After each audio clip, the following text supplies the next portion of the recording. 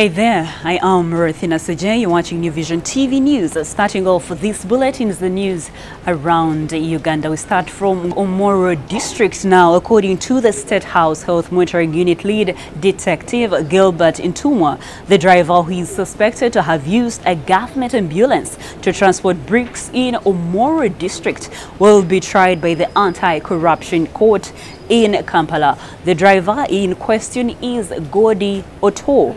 Detective Ntumwa has been in both Omoro and Gulu investigating the case, along with his director, Dr. Ojira Jackson Abusu, and says court in Gulu could not handle the case.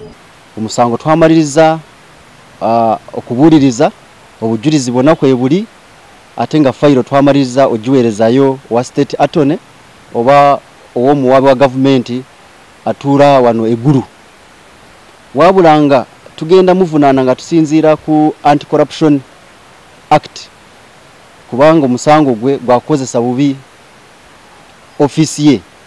So omuwabi wa gavumenti w'eggulu tasobola kusanctioninga oba kumaliriza omusango guno gutwale mu kooti. Wabula alina kulinda DPP atuule Kampala amale okukkiriza tikituufu omusango guno kweguli Oto yagukoze ate nga alina kuvunaanibwa mu kooti eya Anti-Corruption Court. So kakati ekisigalidde state attorney omuwabi wa gavumenti w'eggulu fayiro agenda nayo ewa DPP e Kampala bamala okukkiriza Oto atwalibwe mu kooti. Kooti ya Anti-Corruption etuula Kololo e Kampala yegenda muvunaana. Wabula kakati ekyenina okugamba nti Oto ye atwalibwa kati e Kampala jagenda kusinziira okuvunaanibwa. Now Oto, the suspect, has spoken about the incident. After that, I had some balance of it. I'm doing some small construction. They poured some, and some bits also already taken it to the side of less than 15 meters. Can even go and see for outside. Now I thought of it, putting here, then transporting to that small place. Then somebody, there's a vehicle from Komboni Samari came and they took the picture. And they asked me, you're misusing government vehicle. So that time I said, I'm sorry, it was just a balance. And that is what I said. What had you used to ferry the other bricks? Because you are talking of the balances now. Okay. I had used a tipper load. And why did you not continue using a tipper load? That dial, the balance was not small. Oh, why didn't you use a wheelbarrow? Since it is very close, less than 50 kilometers. I mean, 50 meters. I had not bought a wheelbarrow. I had not bought a wheelbarrow. I would have used it.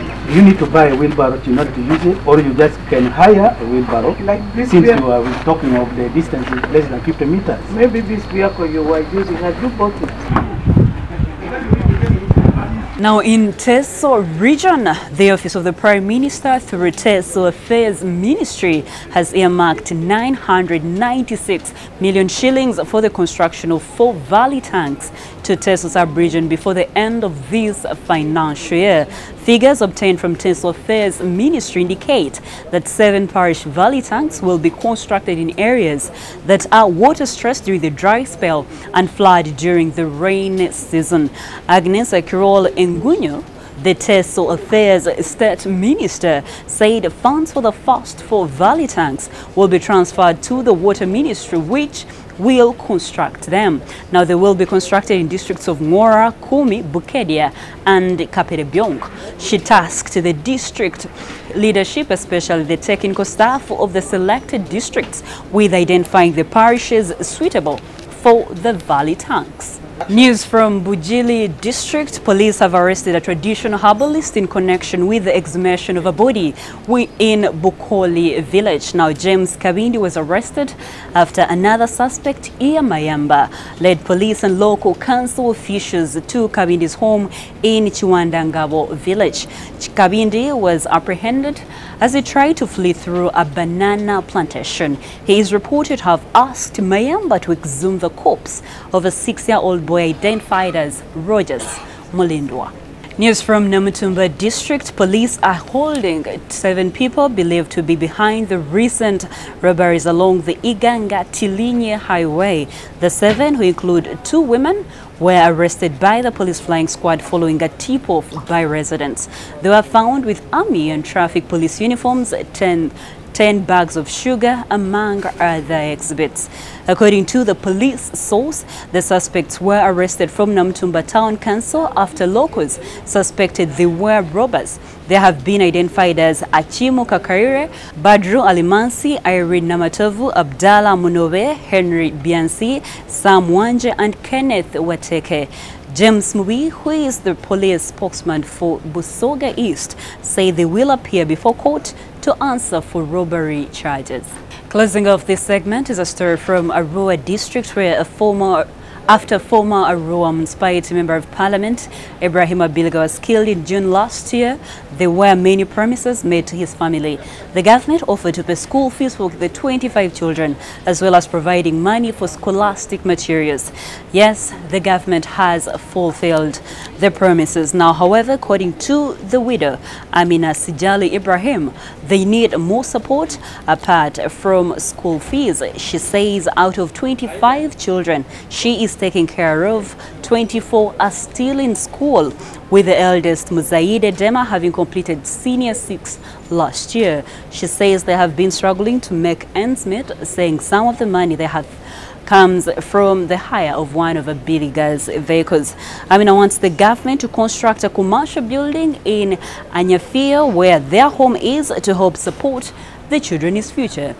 And that is it for the news around Uganda. Let us take a look at the news around East Africa and around the world with Lynn Komjisha.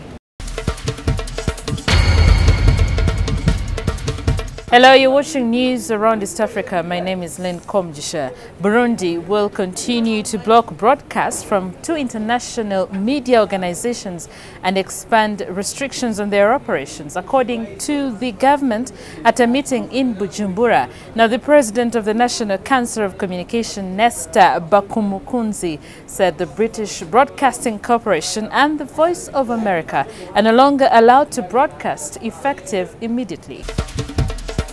Now from Kenya, Kenya's Vice President William Ruto has scoffed at politicians fueling his impeachment, saying he will hold the position until 2022 when the voters will decide. The impeachment plan was sparked off by James Orengo, the senator Siaya, over graft allegations. In Rwanda, the Rwanda National Police has allegedly intercepted 3 Ugandans for smuggling goods into Rwanda. Akankwasa Dan, John Tumwesja and Nareba Neboth were allegedly arrested as they smuggled sacks of onions into Rwanda and are detained by the police as investigations go on. In Uganda, Ugandan manufacturers and traders dealing in sugar, poultry, beef and dairy products have commended President Yoweri Museveni and his Kenyan counterpart on agreeing to open up the respective markets between the 2 countries. Now, the world's youngest nation, South Sudan, has vowed to support Sudan's embattled President Omar al-Bashir against conspiracies and foreign intervention. Conveying President Salva Kiir's message, Presidential Advisor Tut Galkwag said al-Bashir is the sponsor of the South Sudan peace agreement. In Tanzania, police has intercepted over 60 witch doctors in relation to the murder of about 10 children for ritual sacrifice.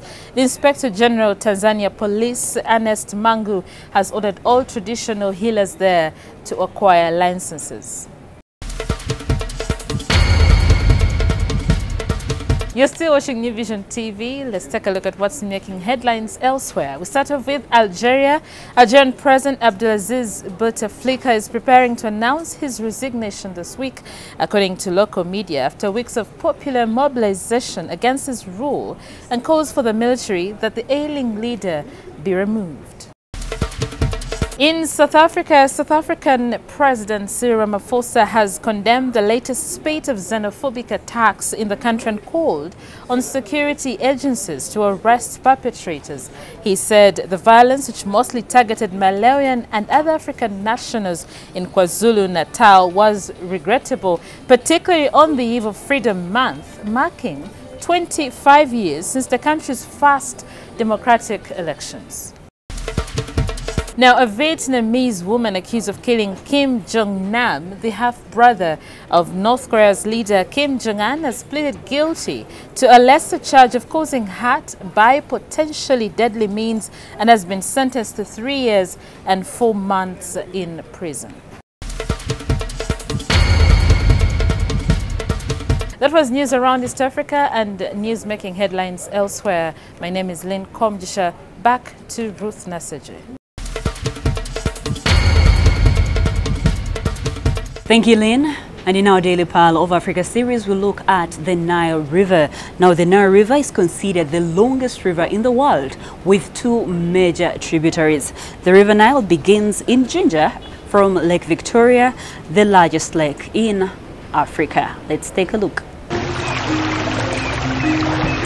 The Nile River, considered the longest river in the world, is about 6,853 kilometers long.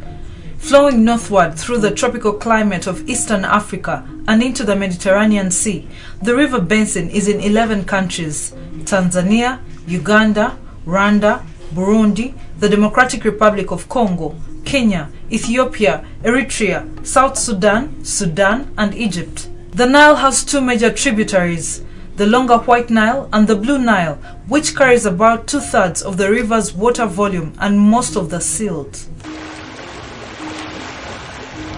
The White Nile begins at Jinja in Uganda from Lake Victoria, the largest lake in Africa, which touches the countries of Uganda, Kenya, and Tanzania. The river is fed from many rivers coming in from the surrounding mountains and wetlands, including River Nzoia, Katonga, and Kagera. The Nile River is central to the ancient Egyptians' rise to wealth and power. The Nile River and its yearly flood waters offered the people a fertile oasis for rich agriculture.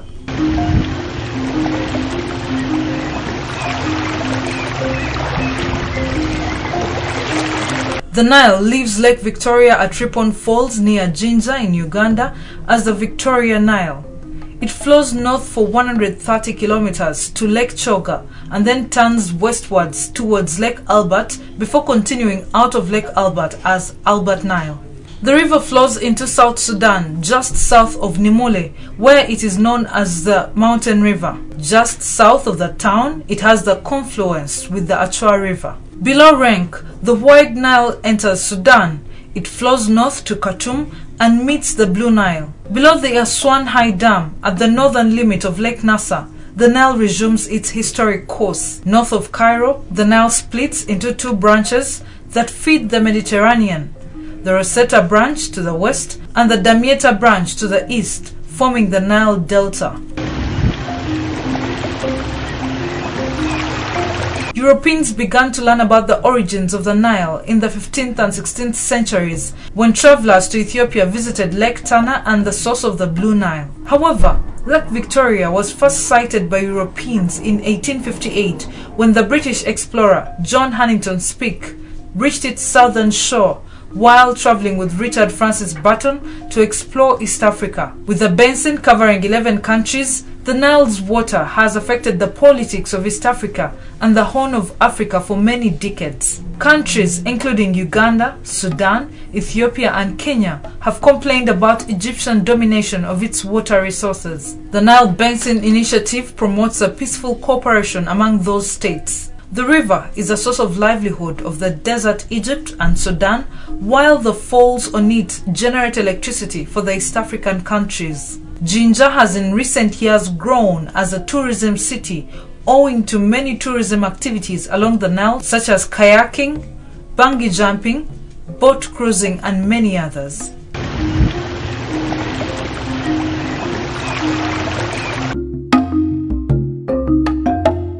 Now, for more Pearl of Africa stories, visit our website, which is www.newvision.co.ug/Pearl of Africa. Our newspaper, the Sunday Vision, is also another home of adventures.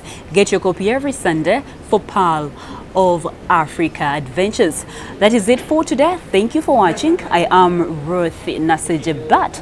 You can get more updates by visiting our website and also following us on social media. Facebook is The New Vision, Twitter is @NewVisionWire, Instagram is @NewVisionWire, and our YouTube channel is New Vision TV. Catch up with me on my Twitter handle. I am Ruth the Voice. Thank you for watching.